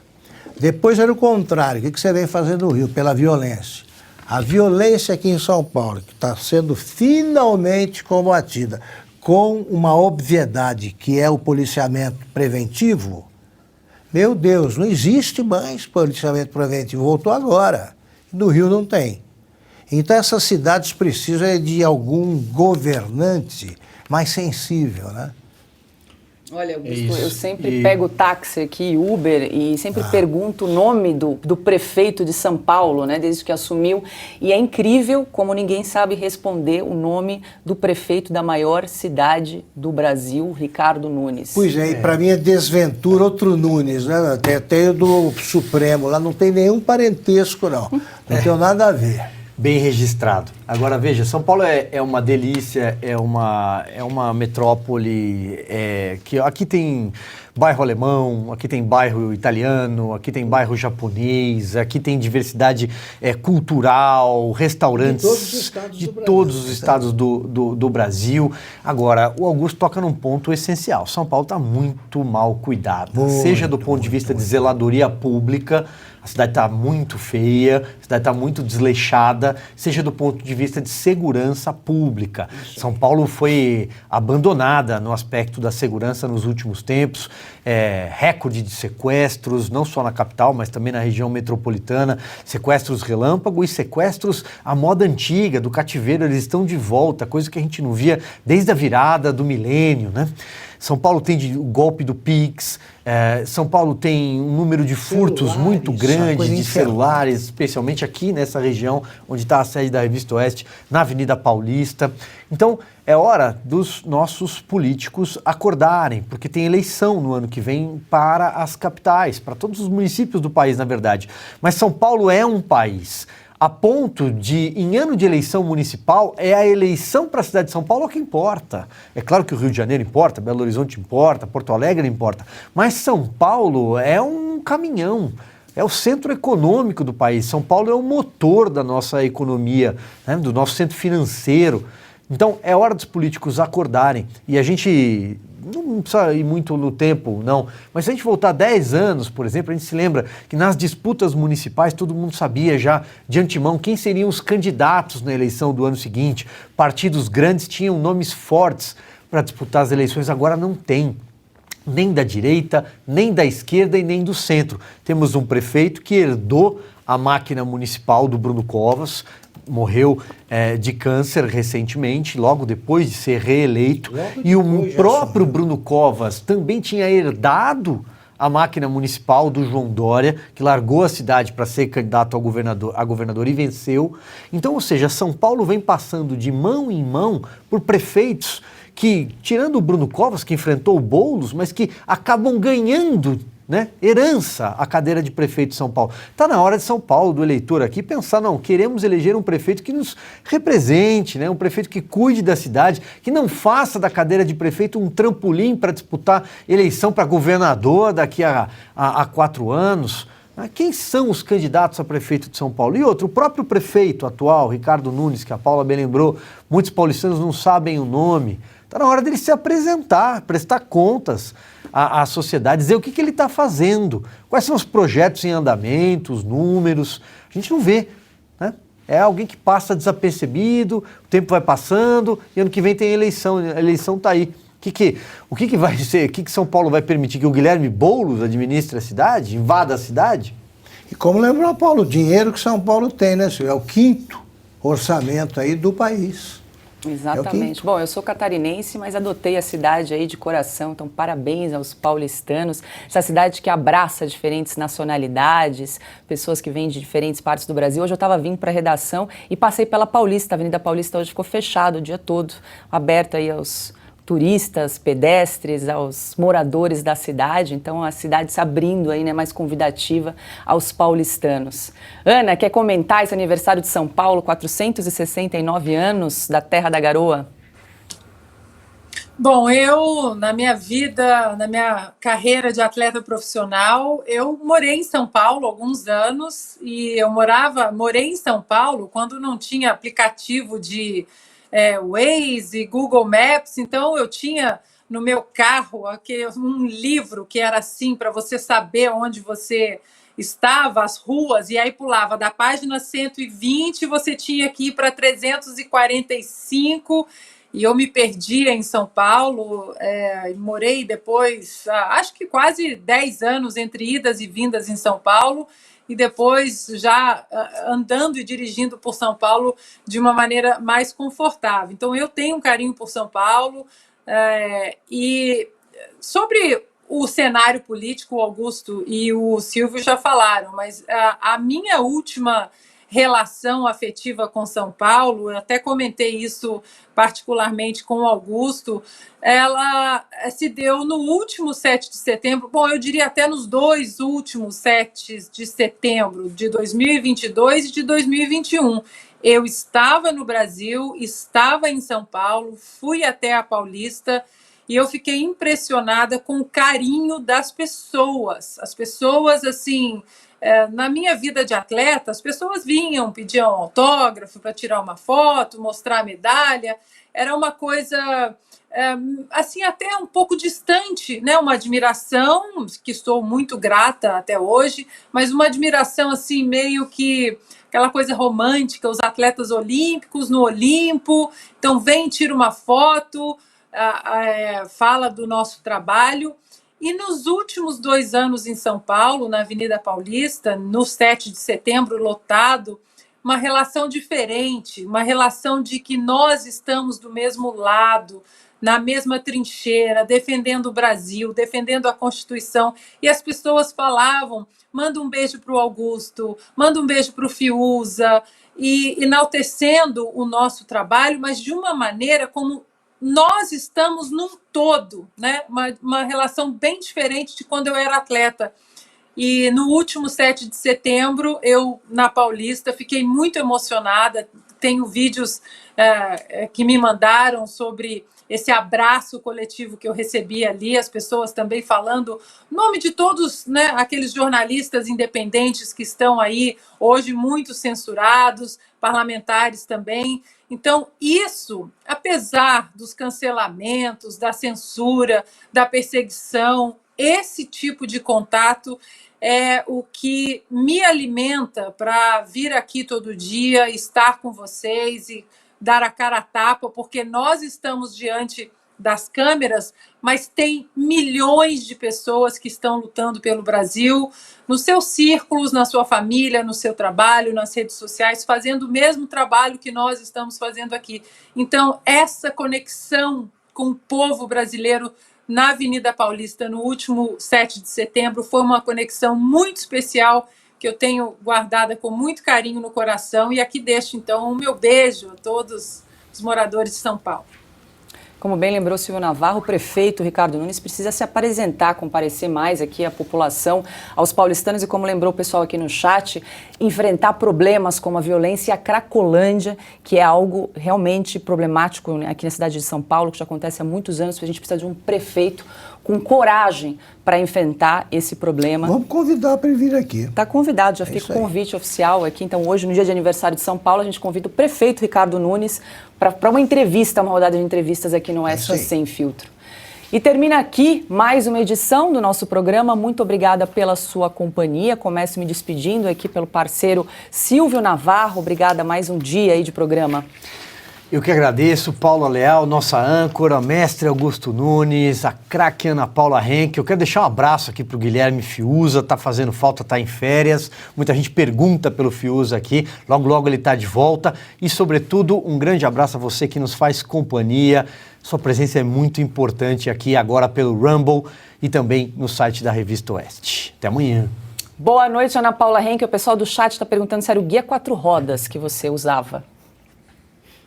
Eu não sei, mas ele era uma coisa assim tão grossa e que você ficava perdida ali, porque você não chegava no final da rua da página 5 e virava a página 6. Você falava, mandava ir para 145, aí você ia na 145, mandava ir para 320. Então, eu acho que era, mas aqui, esse guia me salvou muitas vezes em São Paulo. Eu fico perguntando aqui, às vezes, para os meus filhos, porque eu já mostrei uma fita cassete para os meus filhos e eles perguntaram o que é isso. Então, eu fico imaginando o pessoal, essa geração agora de aplicativo, se a gente der um guia desse, o que eles vão fazer. Acho que eles não vão se encontrar em São Paulo, não. Paula, querida, obrigada por mais uma condução do programa maravilhoso. Craque, Silvio Navarro, mestre Augusto Nunes. Fiuza, um beijo, querido, trabalhando e de férias também. E a toda a nossa audiência maravilhosa. Até amanhã. Boa noite. Augusto Nunes, você falou do Ricardo Nunes, eu lembro que nós tivemos a oportunidade de entrevistá-lo numa outra emissora no ano passado. Eu lembro que nós mostramos algumas imagens da cidade de São Paulo, do abandono, da decadência. Assaltos, moradores de rua, barracas espalhadas pela cidade, buracos, fios, sujeiras pelas ruas. E nós transmitimos, exibimos essas imagens enquanto E você se surpreendeu com a expressão perplexa dele. Sim, ele dizia que... Mas isso é São Paulo? Ele falava, não entendia, era São Paulo? É São a cidade Paulo? que ele governa. Então tá feito o convite aí, né? Ótimo. Boa noite. Boa noite, nossa âncora Paula, meu irmão Silvio, muito bom estar com vocês. Guilherme, volta, descanse e volta logo. Guilherme Fiuza, minha querida parceira Ana Paula, muito obrigado a você que nos acompanha e um abraço muito especial aí aos brasileiros de São Paulo. Até amanhã. Um beijo ao Guilherme Fiuza, mais uma vez, parabéns São Paulo pelos 469 anos.